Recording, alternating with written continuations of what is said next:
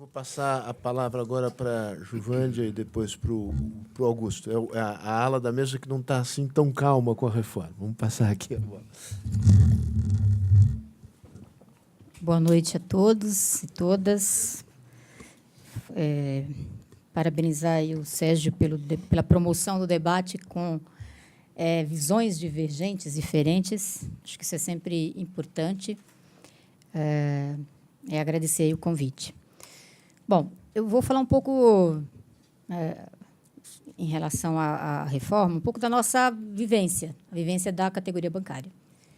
Então, a gente tem, para isso, vou só resgatar um pouco do que é. Nós temos 190 sindicatos de bancários no Brasil, nós temos uma mesa de negociação nacional, então, a gente negocia para todo o setor, nós temos 26 convenções coletivas de trabalho assinadas, né? Assinamos a primeira lá em 92, e a última assinamos em 2016, valendo por 2 anos, que vale até 2018.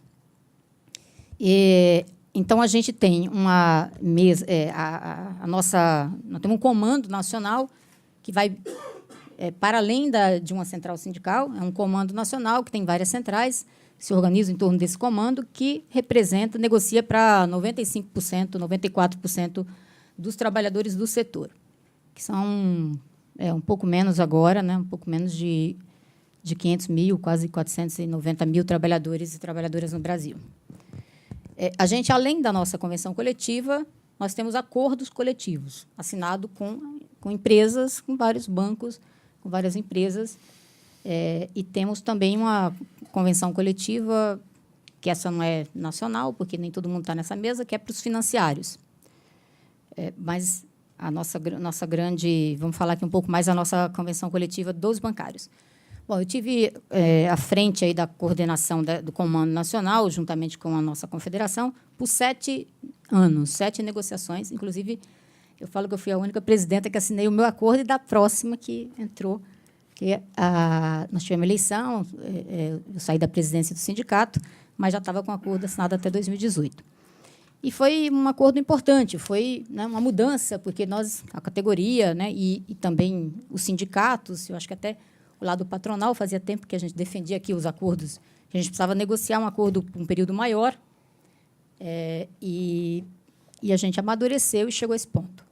Então, nós temos negociação sobre vários temas. Negociamos vários temas. Saúde, segurança, negociamos igualdade de oportunidades, temos mesa, inclusive, na negociação, nós temos uma mesa geral e temos grupos de trabalho que vão conversando sobre aqueles temas durante o ano e amadurecendo debate, discutindo problemas em relação àquele tema, para talvez na convenção coletiva, no momento da negociação geral, a gente possa convencionar, chegar a algum consenso e convencionar.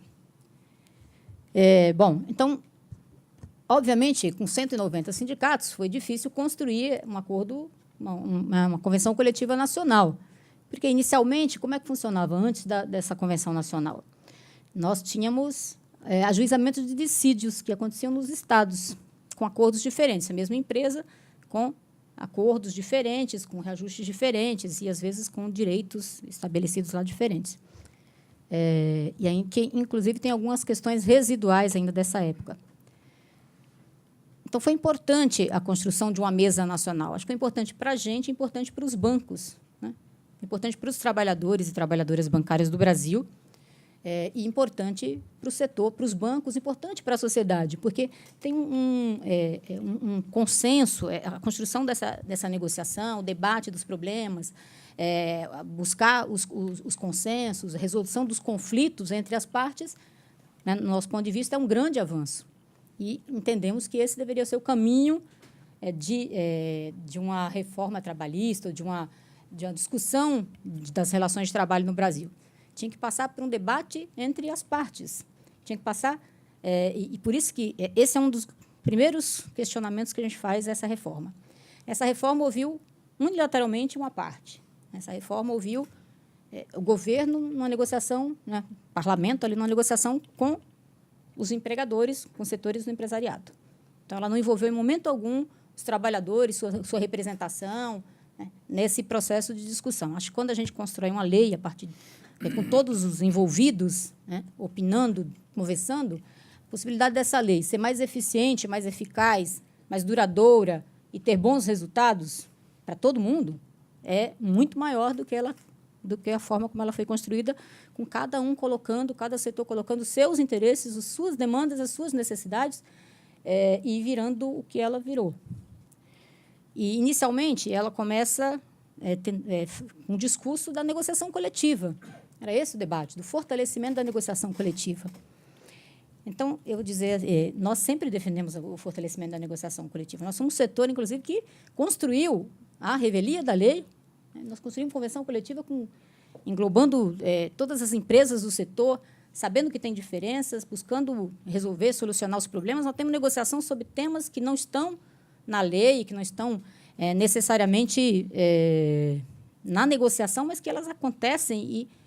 E essa negociação ela se dá nessa mesa. Tem uma outra mesa que representa aí 5%, 6% dos bancários, dos trabalhadores, que, na verdade, também dialoga muito com esse nosso comando e, portanto, acaba trabalhando muito conjuntamente. Bom, e a gente aprova esse acordo via decisão da maioria. Então, os sindicatos vão fazer assembleias no Brasil e vai apurar, ao final, qual foi a decisão da maioria dos bancários. Então, você tem o Sindicato de São Paulo aqui com o maior número dos trabalhadores, e tem um sindicato, sindicatos pequenos, com um número pequeno de trabalhadores. Mas todo mundo subordinado a essa negociação e subordinado ao resultado final. Se a maioria dos trabalhadores decidiram em assembleias no Brasil todo, com toda a transparência, com todo processo democrático de negociação, enfim, aprovar o acordo, ele está valendo. Ele vai ser assinado, mesmo que algum sindicato tenha rejeitado. Se a maioria aprovou, assina-se, eles vão refazer a assembleia, e os bancários já estão muito acostumados com esse processo. Já teve um processo de educação para isso. Então, se eles sabem que a maioria está decidindo, no dia seguinte eles refazem a assembleia e aprovam. Foi a decisão da maioria. Eu acho que isso é uma coisa que foi um processo de amadurecimento da negociação coletiva, né? Então, tem que ter muita paciência nesse processo, mas ele, no final, ele é muito rico e importante, porque ele chega a um resultado que é consistente, né? Resultado que foi... Normalmente, a gente fala o seguinte, não agradou nenhum dos lados totalmente, sai todo mundo um pouco insatisfeito. Às vezes, a negociação, a gente achava que os bancos podiam fazer mais, pelo lucro todo que tem, mas saímos felizes, né, com o resultado, porque foi aquilo, né, foi a partir de um processo de debate, de uma mesa onde as partes envolvidas vão dialogando sobre os problemas. Bom, depois, e aí entrando agora na reforma, né, depois dessa, logo em seguida, já tinha sido aprovado, estava para entrar em vigor, nós já começamos a ter problemas na nossa negociação coletiva, já antes da lei entrar em vigor, dessa reforma trabalhista, né? Dessa nova lei trabalhista. Então, a gente já tem os bancos. Os bancos, desde então, a gente tem um processo de negociação que não aconteceu. Então, nós temos, normalmente, negociações que acontecem muito frequentemente, fora do período de database, né? Nós negociamos quando as demandas surgem, a gente liga, marca a reunião, reúne o comando sempre tem assuntos que já estabelecemos, às vezes, na convenção, que nós vamos continuar conversando sobre aqueles temas, precisamos amadurecer, resolver os problemas e que precisa estabelecer um processo de negociação. Bom, então, nós entregamos uma carta para a FENABAN, para a entidade patronal, que nós queríamos discutir a nova lei trabalhista, o que eles iriam implementar, colocamos também nossa posição sobre ela, e, até então, nós não tivemos uma resposta, e nós não tivemos mais mesa de negociação, mas os bancos começaram a implementar unilateralmente a nova lei. Por exemplo, tiraram as homologações dos sindicatos no Brasil todo. E isso é ruim, porque os sindicatos têm uma forma de acompanhar o que acontece no setor, não é? Acontece com os trabalhadores, é uma forma de verificar se está tudo sendo pago corretamente. Então, desde que tiraram, a gente já teve grávida demitida, homologando, e que depois procura o sindicato para reverter, porque, obviamente, ela não podia ser demitida. E é claro que os trabalhadores não sabem fazer o cálculo. Isso é muito comum. Tivemos gente com câncer sendo demitido e homologando no banco, que a gente teve que reverter, né, negociar, porque é uma situação, inclusive, desumana. Nós tivemos Banco Santander, por exemplo, implementou o banco de horas na negociação individual, né? E os trabalhadores ligam para o sindicato e falam: bom, eu não queria, mas eu sou obrigado a fazer, eu vou ter que fazer, porque eu não tenho condição de dizer para ele que não vou fazer. Se eu não fizer, logo no dia seguinte tem outro no meu lugar que vai fazer, principalmente com mais de 12 milhões de desempregados e com empregos aí muito mais precarizados. Então, a gente fez um estudo e 61% das nossas cláusulas da nossa convenção coletiva podem ser impactadas com a nova lei trabalhista. Quer dizer, não teremos problema com 61% das cláusulas que estão na nossa convenção coletiva. E a gente já vê na prática, né, esses grandes bancos, né, que têm aí mais de 90% da força de trabalho, quase 90% da força de trabalho nesses 5 grandes bancos, a concentração bancária no Brasil, isso, em relação à quantidade de trabalhadores também, obviamente, se concentrou bastante nesses bancos. E que só com a receita de prestação de serviços já pagam 170%, 160% da folha de pagamento, quase 2 folhas de pagamento, só com uma receita dos bancos. Então, é uma coisa que não tem sentido que eles vão implementar né, essa nova lei sem nenhum diálogo, sem nenhuma... afetando um processo de negociação que tem anos, né, de construção. Então, essa lei, na prática, na nossa vivência aqui dos bancários, a gente já vê vários problemas. E não há fortalecimento da negociação coletiva quando você permite acordos individuais. Como você... Que contradição você dizer que está fortalecendo a negociação coletiva, né, quando, na verdade, você não estabelece regras para isso, garantias para isso. Nós temos uma convenção nacional, nós temos acordos coletivos feitos por bancos com temas, por exemplo, como comissão de conciliação voluntária, que a gente faz com bancos, com temas... Bom, enfim, aí varia bastante, às vezes de questão de saúde, né, a própria regulação de previdência complementar, né, plano de saúde, às vezes com acordos que a gente refaz de custeio desses planos, negociações difíceis, porque vão mexer no bolso do trabalhador também, mas que são feitas a partir de um grande debate, de um bom diálogo, e que corre risco nessa reforma, porque, na prática, a gente já está vendo isso acontecer. Então, eles avisaram, olha, semana que vem a gente está tirando as homologações dos sindicatos no Brasil todo. A outra questão nós vamos negociar banco de horas individualmente, começaram a fazer. As férias, o parcelamento das férias, em 3 vezes. É facultativo, pode fazer. Bom, em relação a se as pessoas quiserem, tiverem a liberdade de fazer ou não fazer, não tem problema com isso. Como é que você garante que elas, de fato, vão ter essa liberdade? Porque a gente teve problemas, por exemplo, nós tivemos problema com vários bancos em relação a férias. Né? Tivemos problema com o Bradesco, é um banco que tem 90 mil trabalhadores no Brasil todo, e a gente começava a receber muitas denúncias. Nós temos uma organização nacional, então a gente dialoga, inclusive, com comissões de empresa, né? Tem reunião por banco, tem reunião no setor geral, e a gente começou a receber denúncia de que as pessoas estavam sendo obrigadas a vender 10 dias. A falta de funcionário, todo mundo era obrigado a vender 10 dias. E aí estabelecemos um processo de abrimos uma mesa de negociação, estabelecemos um processo de diálogo, de negociação, e resolvemos o problema. Mas isso aconteceu com o Itaú, as pessoas sendo obrigadas a vender 10 dias. Então, quem garante que elas vão ter a liberdade de negociar? Não tem essa garantia. Se você tem um processo que está estabelecido as regras, que foi negociado com o sindicato, que tem garantias, que, de fato, vai ser facultativo, ele é um processo saudável. Mas esse processo não foi saudável. Ele está sendo estabelecido por a revelia do que pensam os trabalhadores e a revelia de uma negociação efetiva. Então, é um enfraquecimento, o que a gente vê é a precarização, de fato a precarização. Nós temos, por exemplo, a gente já vinha acompanhando a situação do México, os bancários no México, desde a reforma trabalhista lá, a maioria, 90%, já não são mais na categoria. Dos trabalhadores do nosso setor, cerca de 1/3 vai estar fora da nossa convenção coletiva, a partir da lei, porque a lei estabeleceu que, acima de 2 tetos do INSS, você é hipersuficiente. Não é verdade. Na prática, a gente vê esses trabalhadores, não é verdade. Eles dialogam conosco. Estabelecemos a nossa pauta de reivindicação a partir de um processo muito dinâmico, de muito diálogo no local de trabalho. Né? Então, a gente tem consultas no Brasil. 10 mil, grosso modo. 11 mil reais, por aí. 11.600.